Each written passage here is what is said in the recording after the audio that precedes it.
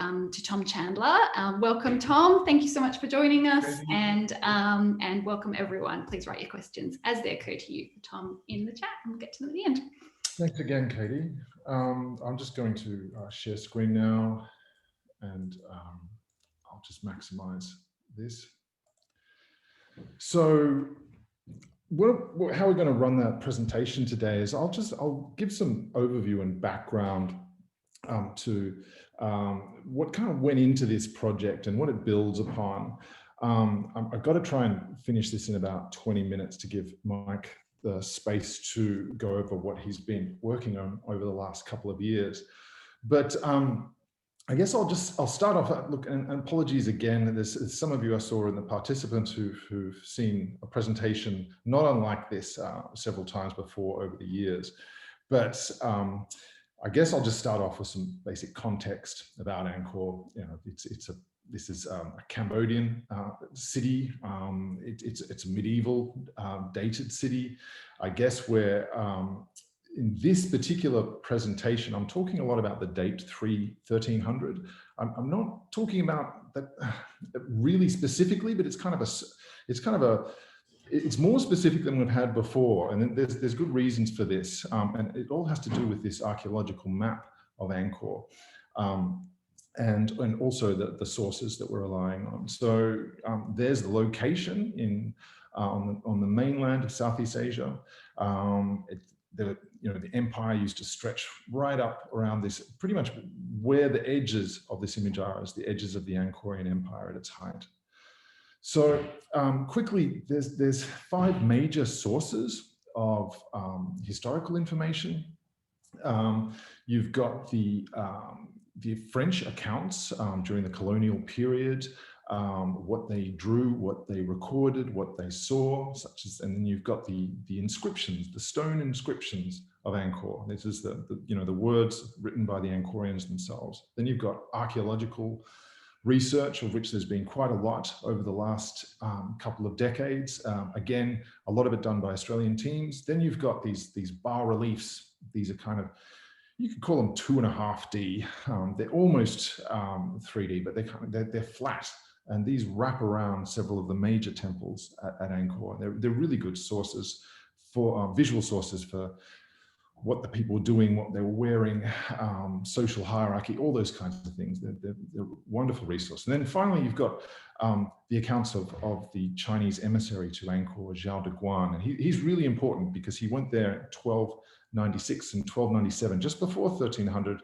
And he noted down a whole lot of stuff. And his accounts are really valuable because they detail a lot of very explicit visual things, colors, and even architectural details. They're really valuable descriptions. Besides that, you've got all these secondary sources, and I haven't even put all of them here. There's really quite a few, but they range from like archival photography that we've taken on site, some paintings such as the famous.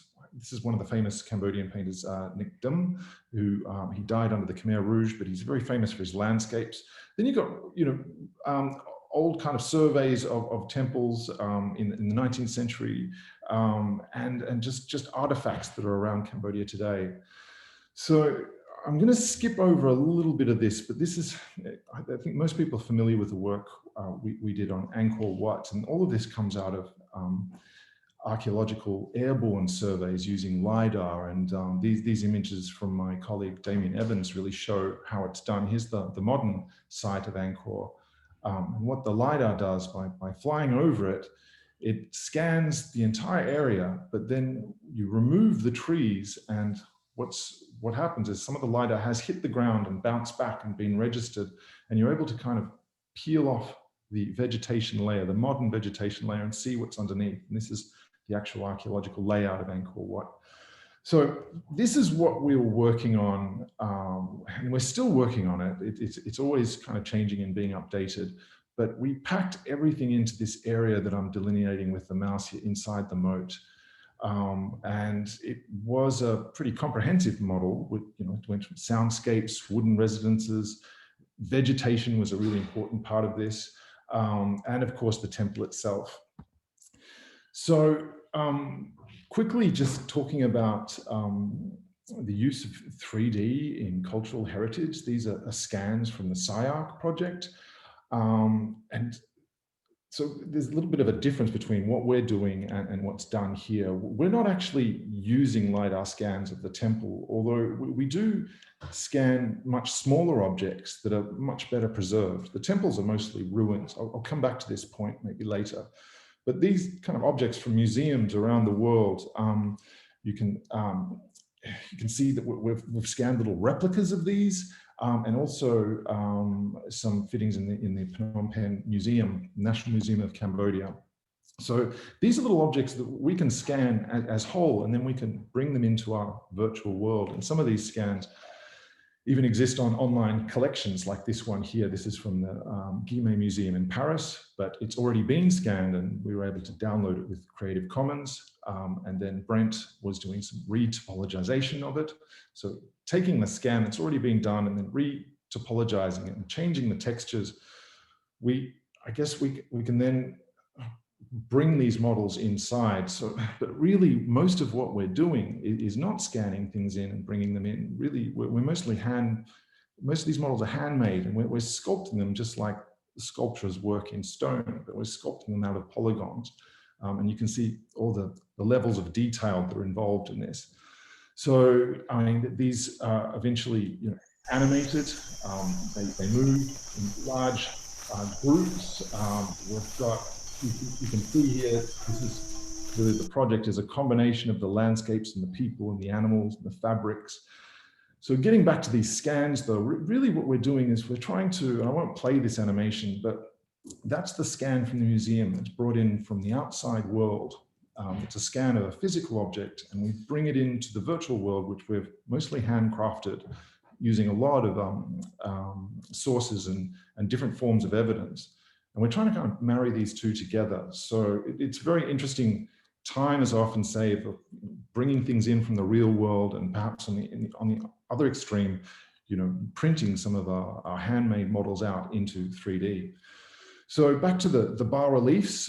These scenes are a really important archive for us to draw upon, how we look at social hierarchy. But I've also been, over the last year or so, I've really been looking at more archival photography of what the people of Angkor might have looked like. And it's really interesting that some of the photographs from the early 1900s and the late 1800s, when the French were there, of some of the ethnic groups living up in the hills, they still kind of dress very much like the people in the bas reliefs. And if you look at the way that they're sitting, you can see here, these are early photographs. This is, I don't think the people of Angkor 500 or 600 years earlier would have looked too different to this. So it's really interesting looking into these sources further when you look at the bas reliefs. For example, putting these things together with early Chinese accounts. This one here is about rice wine liquor, just talks about what was happening in Champa in the 14th century. They're talking about fermenting rice in these little containers, and then you can see them all through the bas reliefs. Some Khmer researchers have uncovered this, and this accords pretty well with traditions that are still in place up in the highlands of Cambodia today. So these things can all be animated, and I guess we're looking at a lot about what characters do when they're not really moving around. What are they? This includes elephants, and what are they doing when they're kind of not doing much at all? So some of these animations, these are idle loops, but they go on for quite a while, and then we can cut them up and we can start to offset them. And we've got, what we have here is what the people are doing, what the animated populace are doing when they're kind of sitting around, when they're not moving around. So back to the very large map of Angkor. This is the whole extent of it, and Mike's going to show some comparative sizes of what he's dealing with, but it's a very large area. And then we're really dealing with, this is derived from the Lidar overflight. They did, not just Angkor Wat, but they were doing Lidar overflights. The Khmer Archaeological Lidar Consortium were doing these over several years, and this is kind of this is the whole map of Angkor, which is kind of roughly the size of Melbourne. You were looking at a very large area. And so this map, this is in the GIS layers. What we're doing is we're separating out those layers. They're already separated in GIS, but we're dragging out those separated layers. So for instance, this is what's called the mound layer. And this layer shows everything that's, I guess, a little raised up from the surface of the ground at Angkor. It could be just 30 centimeters, it could be a few meters. The landscape of Angkor is very, very flat. So what mounds mean is this is really, you're looking at the imprint of the medieval city here. And you can zoom in and zoom in and zoom in. This is just a JPEG, but you can really, what you can get is you can see these tiny little roads that are kind of apparent. And what we're really interested in is, if you can take these 2D layers, how can you go inside the map? How could you travel inside the map? Using this data would guide you, but build on top of it. We've kind of done, we've done these scenes. This is a roadway scene of Angkor. It's animated. This is an animation scene that Brent and I put together. It went through quite a few drafts, but being an animation scene, it's a limited area. It's kind of like a stage. There's nothing really behind the camera. And later on, we did kind of translate these into VR, and we had to rearrange them. But we can break this up, and we could kind of procedurally generate a lot of the patterns here that you see, especially the vegetation and the road and a lot of the textures. We could pattern this across a wider area. We haven't really got to that yet. I think I'll let Mike unpack that. It's the same thing with the water layer, which is, it's a hydraulic city. There's canals everywhere. These are large reservoirs, often with temples as islands inside them, and you've got these large moats around the city areas. There's Angkor Wat there. There's Angkor Thom, the great city that we're going to be looking at. So Brent animated some of these waterways years ago, and then we did a redraft of this. But we could kind of break up a scene like this, and you could imagine how we could use these models and a lot of the vegetation and kind of pattern them in a procedural manner along the waterways. Then there's another layer which is really complicated. And I think I'll try not to spend too long describing it, but this is the layer of rice fields at Angkor. And this is a huge data set that's very unwieldy. My colleague, Scott Hawken, did his PhD on this, mapping all the remnants of rice fields. Some of them are still in use. These fields, really talking about the edges of the fields, and they're kind of persistent, because if farmers are still working in the area, they're kind of adding and renovating fields that are actually medieval in origin. So, and some of these fields, the traces of the Angkorian fields are still there on the map. What's really interesting about these fields is they all accord to where the temples are. And again, Scott Hawken's been kind of breaking this up to see how the temples are kind of controlling the rice fields. And there's the way that the temple economy and the local villages are all arranged around agriculture. It's really important for Angkor, because that's the source of all its wealth. So we have animated these fields again, but it comes back to this point: how do we, all these named fields, how do we kind of deal with those in a large extent? So we've got a lot of photography of landscapes, and the problem with these fields is they're very, very fragmentary. So you'll have a map like this, you think it's full of fields, but if you look closely, they're all broken up, and this is actually where the modern airport is today. So Patrick Hutchins was doing a little bit of work on this back in 2018, trying to use an artificial neural network to really try to knit these fields back together. And the reason we're trying to do that is because if we can make them into parcels, we can close them up. Then we can color them, and then we can do stuff with them. These broken fragments of rice fields, they're really not much good to us. I'll let Mike explain a little further about that, but this is the result of those fields. And you can see they're very important for how we kind of pattern the landscape. So I just want to make sure I'm on time here. I've got a few more minutes, but there's also the inscriptions, as I said, the voice of Angkor. This is really important. We're trying to think about how we can put this back into the map. These translations of the inscriptions that are uncovered. There was many more libraries of written material, but that's all vanished. It just wasn't copied. And it needed to be recopied, and the climate is such that it all just disappeared. But we still at least have the stone inscriptions. So getting to the inscriptions, I guess we're wrestling with translations of those. These are in Sanskrit or Old Khmer. They're very fragmentary. They're not all complete. The way that they translate, the kind of language they use, because a lot of them, they're kind of property documents. They're quite boring. There's a lot of interesting information in them, but they're not so much narratives as little fragments of information. So we're trying to work with how we could get some of these inscriptions out and put them on the map to give it context.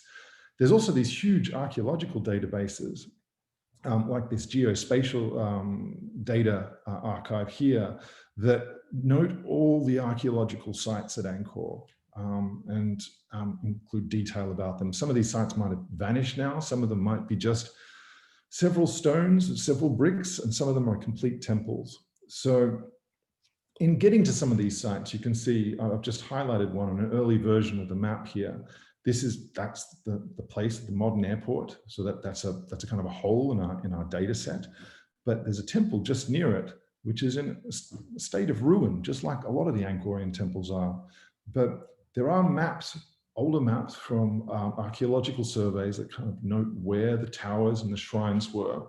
And if we can get a sense of the dating of the temple, we could get a sense of the architectural style it was built in, and then we can model approximately what it might have looked like once it was, when it was completed, when it was operational. It's just all this stuff around the temples that's more difficult, all this wooden ritual paraphernalia. These are photos from Bali, but you can see that there's a lot. Just reconstructing the temple is not enough. It's the life that went on around the temple in the 1300s or 12th century. So the final thing I think I might show here is sounds of Angkor, and this is one of our collaborators who we met over in last time we were in Cambodia, but his name's Patrick Kasali, and he's an ethnomusicologist, but he's really, what really strikes me about his research, he's kind of working in a similar way to me, but he's dealing with the sounds. He's dealing with the musical instruments of Angkor, and you can see what he does is there's a whole lot of sources he's using to assemble these, but a lot of these instruments, they haven't existed in Cambodia for centuries. They're only shown on the bas-reliefs. They've vanished. So he's used the bas-reliefs to actually identify what kind of instruments they are, and then he's gone and physically reconstructed them. And this is not just the horns, but all kinds of other instruments that he's assembled. So we're very lucky to be collaborating with him. He's given us some of these sounds. These just some quick. I might just play a little bit of this, but these are horns that he's had made, and these are some of his team. They were giving a demonstration of these.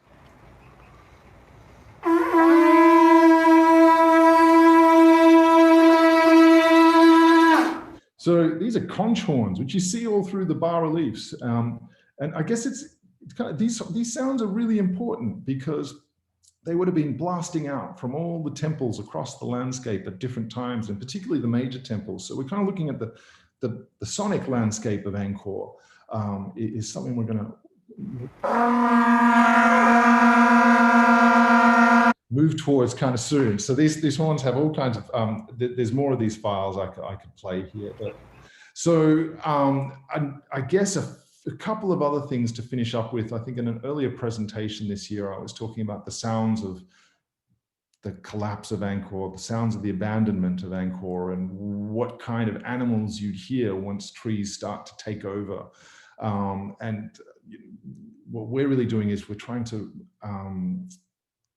look at what a living city is like. But then slowly, there's a kind of a demographic decline, and Angkor just gets abandoned to the forest. This is a virtual model that Brent made, and it's kind of modeled on one of the temples we saw, I think at Koker. So I think the point there is that if we can model a city of 1300 in quite good, well, I guess this is the time just before Angkor starts going downhill. That's going to take a while to do that, but if we can do that, then we can start to kind of step it forward in time and gradually deplete it and look at it as a declining city. First, we've got to make it as a living city. The very last slides I'll show, I guess, what is it that we're doing? I mean, we call it an immersive virtual map, but it's kind of like a diorama that's animated. Or perhaps it's kind of like an aquarium or a terrarium, in that it's all these little characters are moving around inside it. I think it's all of those kinds of things. It's really an exercise in world building and how much evidence and how many sources we can bring into one particular place. And it's really a study, a very sustained study of a place in time with technology. We keep going back to the same place and the same time. It's a very large place, but I guess that's the best way I can summarize what we're doing. I think I'll stop there. Thanks, Tom. Hi, everybody. So for the next 25 minutes or so, I'm going to take you through what we've been doing for really the last 9 months or so. What we're going to show is really a product of lockdown. Just before I get going here, I'm just going to get my chat open on the side here. So I'm going to jump back and forth between a live demo here, and also I've got a couple of slides, but I don't want to spend too long in my slides today. I'm also going to set Zoom to favor smoothness over clarity. So hopefully we get a decent-ish frame rate coming through here.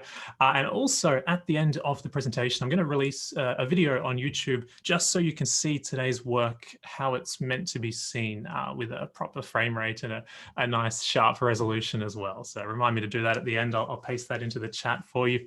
So I'm going to start with a visualization of the Lidar points, which Tom's been talking about. So the title of today's presentation mentioned 600 million data points, and here they are in Unity. So I'm going to take you on a bit of a tour of Angkor, and I also want to point out sort of a few things along the way and how we did this. So up from this height, or about 1.2 kilometers in the air, the points almost form what appears like a solid surface because there's so many of them. As we descend down to the ground, we can start to discern details in the terrain here. And if I keep dropping all the way to the ground, we can actually see individual points as well. So let's go right down to ground level. Okay, so we're rendering all of these in sort of a bokeh aesthetic, which I think looks quite pretty on its own. And let's fly around. Let's look at a few things here. So you'll notice some temples as we fly around. You'll notice this is the Siem Reap River just running north-south down along here. We can see Angkor Wat. We spent many years trying to visualize Angkor Wat. It's really quite a small little area in the context of this map that we're working on now. We have Angkor Thom over here to the right. We can see the 3 kilometer long moats of Angkor Thom. If we go a little lower to the ground, we can start to see the walls of Angkor Thom as well, which is really cool. Alrighty, let's keep going west. We'll head over to Phnom Bakheng, which is about 80 meters high here, mountain temple. We could even descend and get to the ground and sort of recreate the most common tourist photo you'll ever see from Angkor, which is standing about here, looking at the sunset over to Angkor Wat there. Let's keep heading west, and we've got the West Beret, which is an 8 kilometer man-made reservoir over here. We can see the boundary of that, sort of a weaving path as well. And the reason I'm heading west is I want to point out the airport as well, which Tom mentioned a few times, how the airport has covered up the archaeological record. It's destroyed what was there. So in these LiDAR points, we can actually now make out the runway of Siem Reap. And if I descend a little lower, we can even see the shape of some 737s just sitting there. So modern features have been removed from these points. You can see where the terminals would sit as well here. Also worth noting, the trees have been cut out as well. So what we're looking at is very much the ground layer of Angkor. It's the terrain underneath the forest, and enough points are shot out of the LiDAR that enough of them find a gap through the canopy and start to reveal what's going on at the ground level, which is really cool. So a couple of little technical things, how we went about bringing this into Unity, rendering it. So 600 million points, they were provided to us by Damien Evans, and they're about 15 gigabytes of text files just with XYZ coordinates on each line. So we're parsing those, we're mapping them into our coordinate space here within Unity. We're then splitting them into a grid of meshes, which means we can do some basic level of detail or lodding. So distant tiles are actually only rendering about 1 in 30 points. And I think it's about 4 or 5 levels of detail. Close tiles, we're viewing every single point there is. We're also running them through a geometry shader here so we can blow them up into these nice little out of focus circles as well. Distant points render as a single pixel, which is why it kind of forms this solid surface that we're starting to see here. So this runs, due to the lodding, we can run this in excess of about 120 frames a second, and we only really have about 30 million points rendering at any one time through the level of detail that's at work there. Alrighty, so I'm going to keep building this up, and the next layer I want to bring into this visualization is what we're calling the terrain layers. And Tom spoke about these. These are the mounds, these are the ponds. They're essentially a classification of these LiDAR points, because looking at this, we can sort of discern detail, but we don't really know what a certain area actually is. So I'm going to bring that in now. And so the points are still visible, but now layered on top, we have these maps that Tom was going through, and these are color-coded as well. And we can filter through these and start to really work out what we're looking at here. So one thing I like to do is actually to turn everything off except for the temples. So now you'll see the red imprint of temples. And this is kind of cool because it shows us how many temples and shrines there actually are laid around this landscape. And this actually becomes a nice little navigational aid later on when we're looking for particular features. I also like to turn on the mounds that Tom was describing earlier, the little raised embankments where houses actually are. And what's cool about this is we can start to see underneath the trees, we can see the terrain and the city grid actually forming within Angkor Thom there. Just behind me, if I spin around slowly, we can see some of the grid pattern within Angkor Wat as well. So really cool. It's kind of like how LiDAR reveals the terrain hiding underneath the trees. These terrain layers, which are essentially a classification of the LiDAR points, start to reveal the patterns that are sort of hidden within the points. And these really are the key for us to actually move to the next step, which is to start making a visualization that looks somewhat realistic, to start to shade the terrain. So water actually looks like water and mounds essentially look like dirt. How are we rendering this? We've brought each of these in as a separate mesh sitting on top of the terrain. These are exported out of ArcGIS, which I'll go through a little bit later. So they're an SVG file converted to an FBX mesh, so we can keep them all separate, toggle them all on and off, which is pretty cool. Alrighty, so next we're going to jump to the shaded application, and I think let's fly out west a bit more. We're going to look at some rice fields next of all, so I'm going to go to an area where they are quite dense and look pretty good as well. So in we go. I'm going to turn off these visualizations, And now we're into the shaded visualization.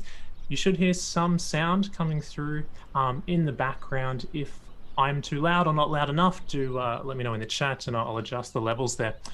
So now we're looking at something fairly familiar to those who have seen this project before. This is what we refer to as the Angkor flyover.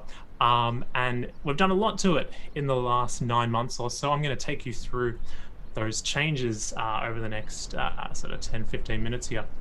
So the first thing I want to mention here, building on what Tom described regarding the rice fields, I'm just going to fly forward a bit. You can see the fields are quite complete in this particular area.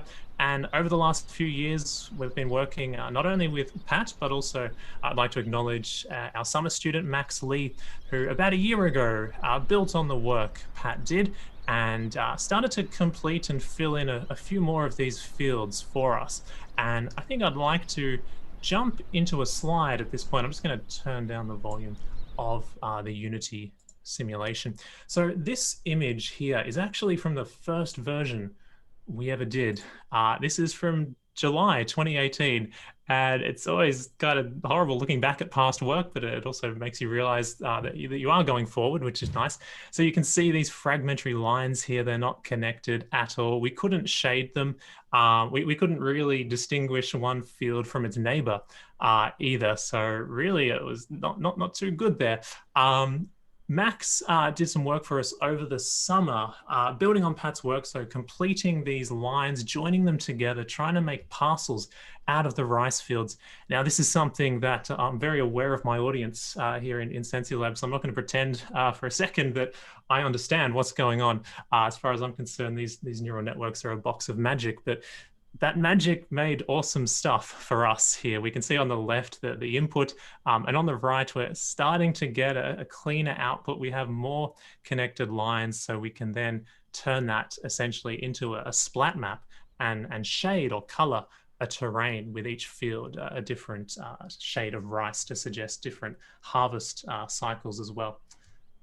Alrighty, so I'm going to go through some new features of this latest build. And the first one, so this is just showing us how we color those fields, and you can see the subtle differences in shading between neighboring fields there. We still have some disconnected field lines, so this is an ongoing process. There's lots and lots more rice fields we need to connect and complete. However, we're on the right track there. So the latest version of the map, we have increased the area of Angkor that we're covering. So up until now, the size of our simulation has been 50 kilometers wide, 30 kilometers tall.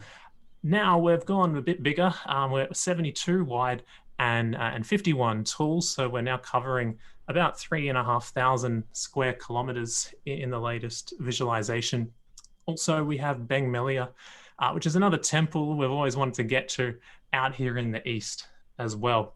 If I were to jump back to Unity, we can actually fly around a 2D full screen version of this map within the build, which is kind of fun. So I'm going to jump back. I'm going to set my video back to smooth, and I'm going to click this little expand button here on our mini map, which is going to open up an overlay, a 2D overlay. So this has a few purposes. It, first of all, just tells us where we are. As I zoom around, I can pan this, I can zoom in and out. You'll see these labels as I zoom in, they kind of blow up into multiple more specific labels as well, describing all the nearby temples, essentially.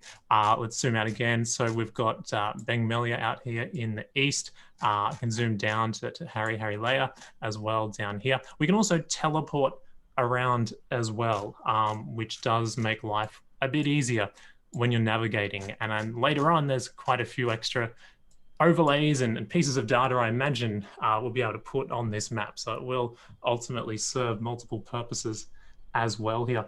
I'm going to teleport to sort of the east side here of Angkor Thom, and we're going to look at a few of those markers that Tom was describing for us, some of which are actually new. Alrighty, so you'll see lots of shapes sitting on top of the map here as triangles, squares. Let's have a look at some of these. I might just descend a little bit lower to the ground. So we have inscriptions. Here's one here, which I can expand and view on the left of screen there. Our database has a couple of hundred. At the moment, we've got about 50 or 60 of them actually in the simulation here. Let's look at some more. We have a new type of point. They're a diamond, and they're an eyewitness account from Zhao de Guan here. So a surviving piece of text of an eyewitness account of what was happening at Angkor, or what it looked like, what people were doing. So we've actually placed these roughly in the area that relates to what the excerpt is describing. And we've got quite a few of those scattered around the map. We also have another new type of marker, which are represented with squares here, which is temple information. So there's a lot of temples in here. Why not put some info about those temples? So we have which king, the religion, the dates, a description. Later on, we'll have the Khmer name of the temple in here as well, once we can sort out some font issues, rendering Khmer text in Unity here. Finally, the last type of marker, which is not entirely new. Tom mentioned it, it's the archaeological sites, and we can see a few of them around here. This database has about 3,000 records in it, really just with observations by the archaeologists who are working in that area, telling us what they saw, what they found in those particular areas. And these are quite useful to us later on when we start dressing these areas in more detail, when we're placing in shrines and temples. We want to know if laterite was found there, if sandstone was found there. That helps us work out what that shrine was actually constructed of as well. So 4 types of marker scattered around this map that we see here. Alrighty, so kind of flying through a lot of new stuff here, but I want to allow time for the next feature, which I'm going to jump back to the slides and just kind of tease a little bit before I actually show it. So let me jump back to the slides here. Okay. Also, I should note, so the size of our latest sim, here it is related to Melbourne, which is kind of interesting, I think, to compare. So this is the 70 kilometers wide, 50 kilometers tall. So we're now looking at, on the vertical axis, we're covering an area from Sunbury down to about Narre Warren. On the horizontal axis here, we have Hoppers Crossing over to about Healesville as well, which is kind of fun to compare there. Okay, now this image is pretty bad, and there's a reason I've included this. So here's a bit of a dream that I've had on this project since we started it in about mid-2018. So far, we've had very low detail models, and that's allowed us to cover a really large geographic area. Usually we block the camera from getting lower than about 600 meters. And that allows us to use these crossed billboards here. They're basically pictures of trees rather than actual tree geometry.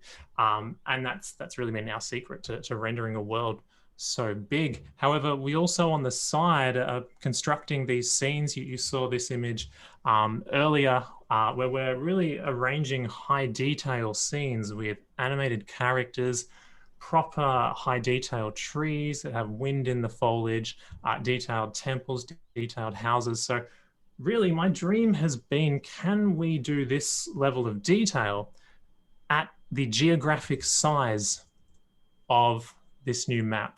And today I want to show you the first steps of that. We have a bit of a tech demo implemented into this map, and this is quite exciting. I've lost many nights sleep over this, not because it was a nightmare, but it was quite exciting to actually do. So I'd like to show you the beginnings of this now in Unity. Then we'll look at some of the slides regarding how we went about doing it. So let's jump back into the build. Just going to make sure I've still got smooth video turned on, which I do.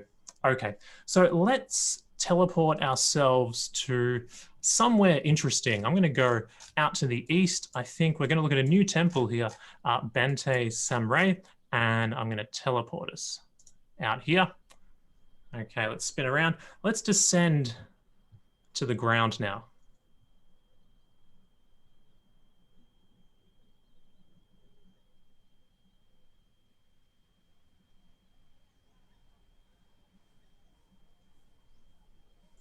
Okay, I'm just going to bring the volume up a bit as well. Alrighty, so here we are. Here we are on the ground, and we now have an animated populace. We have foliage with wind. We have rocks on the ground. We have water. We have sounds changing as we move around as well. We have houses. We have temples. There's a lot to take in here. I'm just going to keep walking. And while I walk, I want to give you a few stats about what we're seeing here. I'm going to show you in a minute how this is not faked. We can actually get to the ground anywhere in the entire map. So we can walk in any direction, and it would take me about 7 hours to get to the other side of the map. If I fell asleep with my finger on the W key, there'd be new content to see for about 7 hours, which is pretty cool. The camera jogs at about 12 kilometers an hour. In the real world, when you walk at about 5 kilometers an hour, that'd be about 17 hours. Now, this is a tech demo. You will see there are people floating. There are some people who are kind of buried as well. So I'd ask you to turn a blind eye to those little things here. Our levels of detail, they pop, they don't fade. So lots of things to add to this. However, this is the first step in really realizing this dream that we've had for a few years now. We have 2 million trees in this visualization, 120,000 houses, 6 million props, and we have 1.6 million characters. And I found out earlier today that we've actually overshot the characters probably by about 500,000. So we have too many, which is nice, because we've spent many years with not enough characters, and it's always been a bit of a challenge for us. So they're all on idle loops. They're not actually walking. We don't yet have pathfinding in here, or crowd simulation, I should say. However, they are all animated. They're jumping between various idle loops, and if you sit and kind of watch a character for long enough, they change their pose, where they're resting their arms. They kind of rearrange themselves as well to keep things interesting. Okay, I think I'm gonna go quiet for like 20 seconds. I just want you to listen to the sounds, and I'm just gonna walk around and let me know if the levels aren't good and my sounds aren't coming through. I'm just gonna walk now and let you just take in what you see.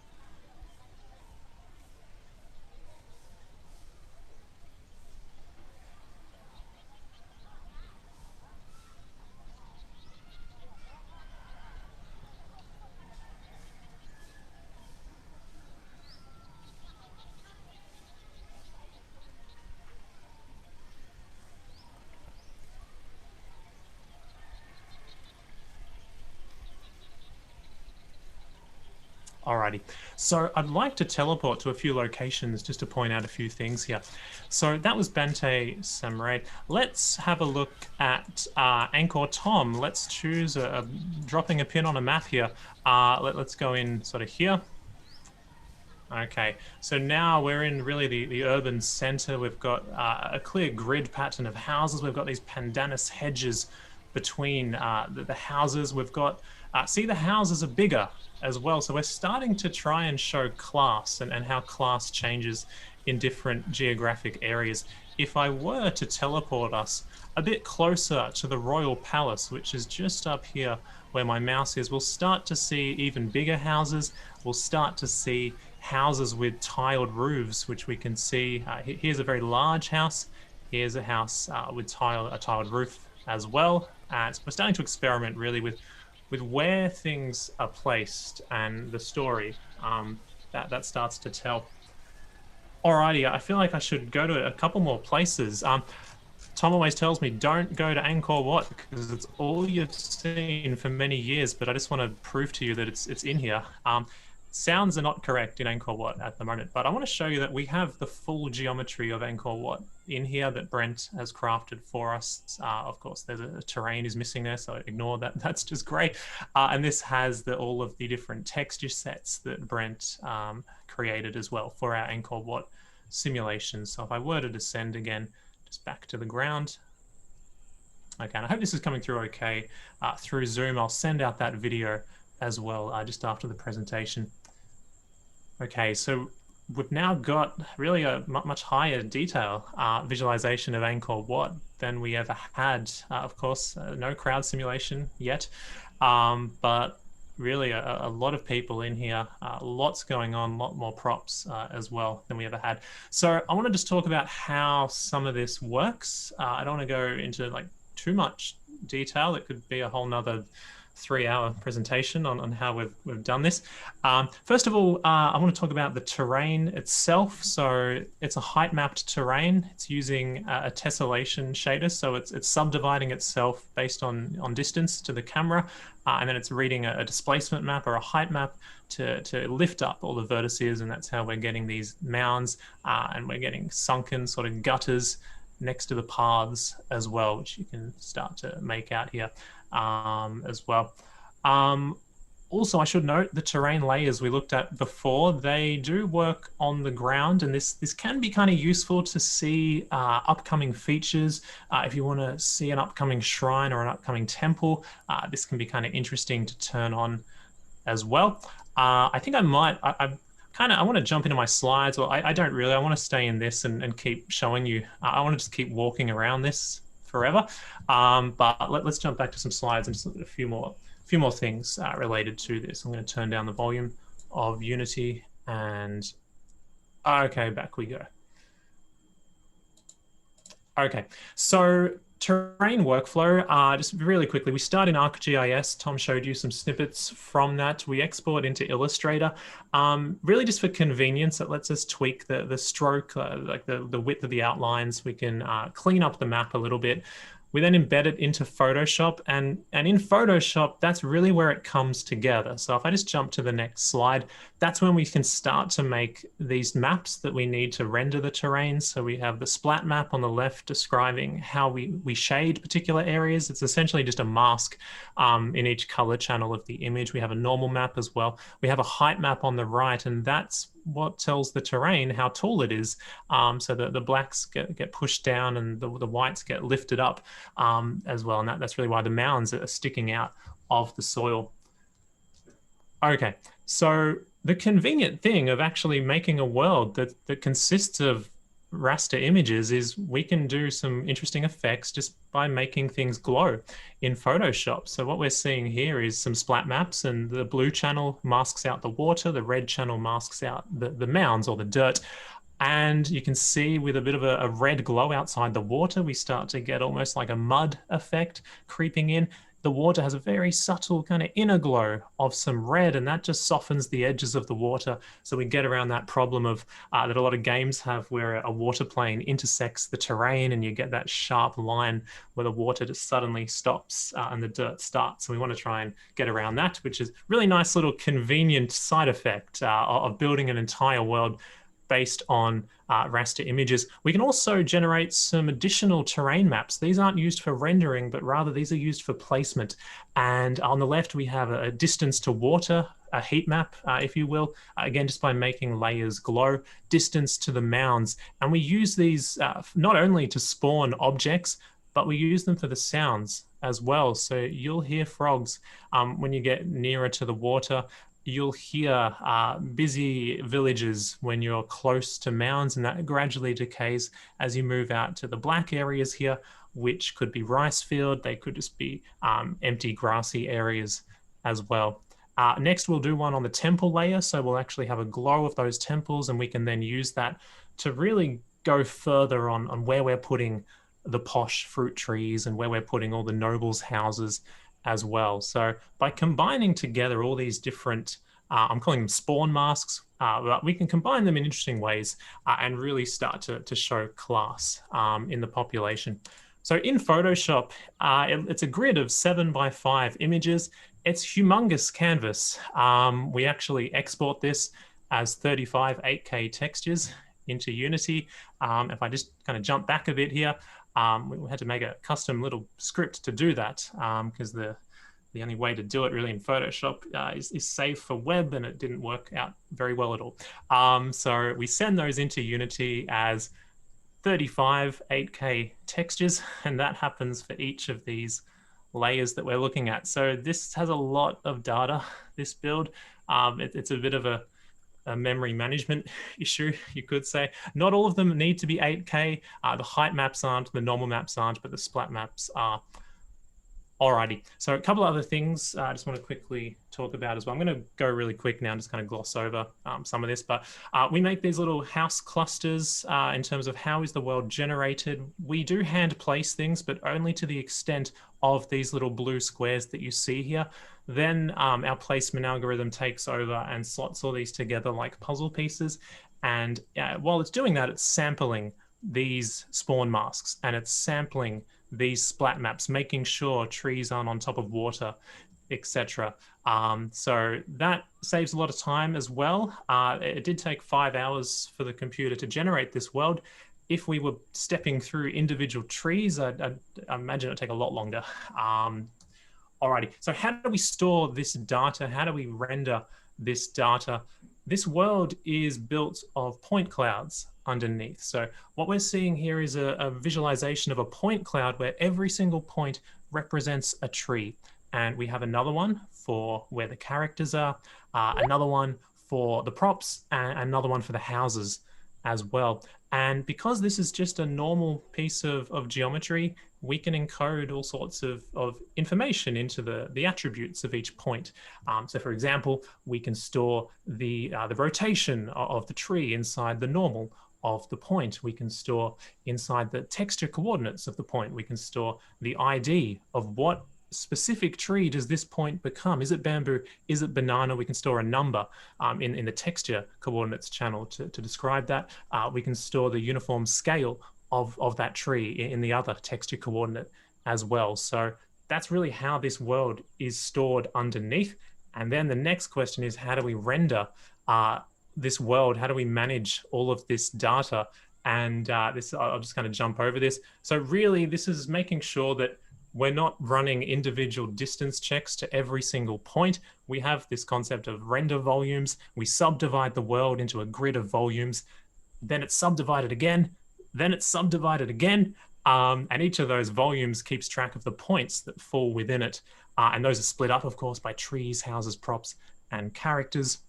And we use Unity's culling API, which is a really quick way of doing distance checks on those volumes. So we always have a rough idea which points are really close to the camera, which ones are a long way away and should not be rendered at all. And that helps us to render this world here. Alrighty, so to render for the points that are really close to the camera, we're using GPU instancing to render these points, which does introduce some extra challenges in terms of how we manage that data, how we keep it organized. We have level of detail happening, so high detail trees, low detail trees, and that does add a complication in terms of how we have to manage this data. We always need to know which points are close, which are far, and which are cold. So we don't care about the specific, like how many meters away is it, but we want to have this distance band of is it close, is it far, etc. And then we have to organize that data so we can submit it off to the graphics pipeline in an organized way to build what's called a draw call. So the graphics card will actually render it. And specifically, we need all of the close points to be next to each other in memory, and all of the far points to be next to each other in memory. So that starts to bring in some need for some sort of sorting to happen, which has been a bit of a headache to get going. I should note that this really was about 6 months of thought before I could actually sit down and do it. It's something I've been trying to do for a long time, but I just wanted to really just think about it before I told too many people that I wanted to do it, because then the pressure would have been on. So we're using in Unity a new thing called the C# job system, which is really awesome. It allows multi-threading in a really friendly way. And we've got multi-threaded sorting of all of those points. So we always know which ones are close. The burst compiler compiles that code into something they're calling high performance C#, which is like a whole nother strain of C#. That it's another piece of magic that which results in incredibly fast sorting of points, to the point where I was quite worried that this was going to really ruin the frame rate, but we're only using about 30% of the CPU, so that the sorting is very lightweight, and really it's the graphics card is really quite busy. Last technical slide here is just how we represent the objects that need to be rendered. So we're not using the typical game object like pattern that Unity likes to use. We're using a lightweight representation here where something that needs to be rendered has a type, it has some meshes, and it has some materials, and that's all we need to store about an object. Alrighty, so I feel like that was kind of brief in terms of the tech there. There's just so much of it. So I wanted to spend more time in the build. So where could this go? Next steps here. Well, the next thing we need to do, and this will pretty much be like next week, is actually high detail rice fields. You'll notice I deliberately didn't drop to the ground over the rice fields. We do have meshes of different stages of growth, and we're going to include those as well. More variation between areas. The problem with procedural worlds is they often kind of, you go to one mound and it's like you've been to all of them. Yes, we have different class with the types and the sizes of houses. We have different characters in different areas. However, I'd like to take that further. So we'll have forests in here pretty soon. I'd love to place in workshops, markets, villages at specific areas, sampling those spawn masks that we saw. Crowd simulation, who knows, maybe. Simulate a year, maybe. Doesn't hurt to dream, right? We're talking with Google at the moment, looking when Stadia, which is a streaming platform, launches in Australia, at possibly including this, so people can run this on a laptop or a phone, and it'll send your inputs to Google. They'll render it and it'll stream it back, the picture back to you.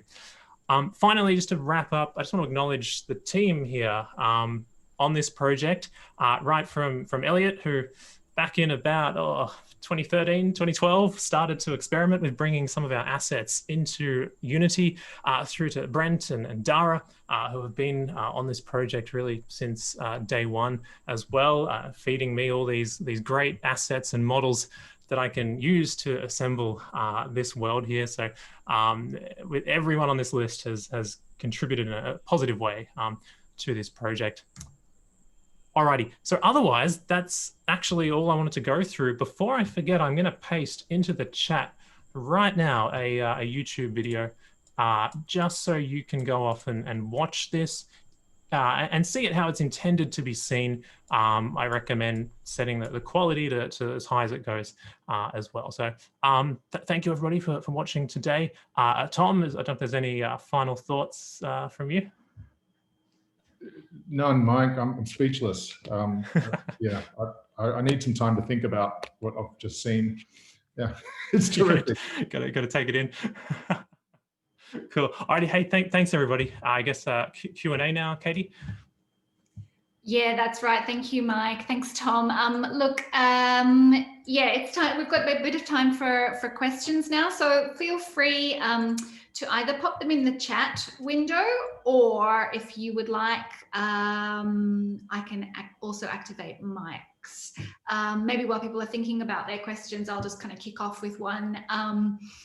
I was wondering about audiences for this work. You've touched on it a little bit with Google, but you know, how are people getting to access this work, and what's the plan for that in the future? Sounds like a Tom question to me. Yeah, that is a good question, Katie. So I think we really want to translate the whole thing into Khmer, but we've got to kind of put it all in there first. We don't want to start wrestling with translation until we've got it to a state. And I think the audience it really is about streaming.